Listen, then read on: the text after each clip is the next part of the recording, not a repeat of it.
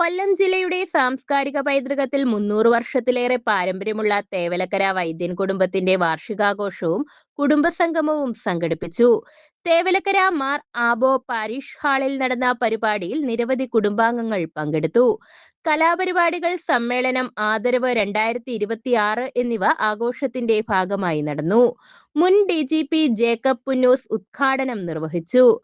ഈ സംരംഭത്തിൽ പങ്കാളികളായി ഈ മഹായോഗം ഇത്ര വലിയ വിജയമാക്കിയതിൽ വന്നു ചേർന്ന എല്ലാവരെയും ഇതിന്റെ സംഘാടകരെയും ഞാൻ അനുമോദിക്കുകയാണ്. ഇത്രയധികം ജനങ്ങൾ ഇവിടെ ഒത്തുകൂടിയത്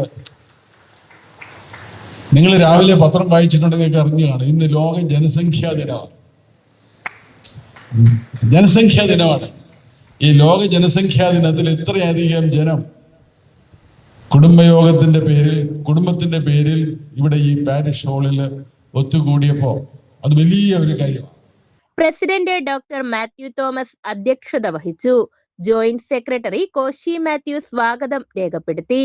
സെക്രട്ടറി സജി കോശി വൈദ്യൻ 2025-2026 വാർഷിക റിപ്പോർട്ട് അവതരിപ്പിച്ചു. ട്രഷറർ PK കോശി വൈദ്യൻ 2025-2026 വാർഷിക കണക്ക് അവതരിപ്പിച്ചു. കർമ്മ പദ്ധതി രൂപരേഖ 2026-2027 വർഷത്തെ രാജൻ തോമസ് അവതരിപ്പിച്ചു. അഡ്വക്കേറ്റ് അലക്സാണ്ടർ വൈദ്യൻ കുടുംബചരിത്രം അവതരിപ്പിച്ചു.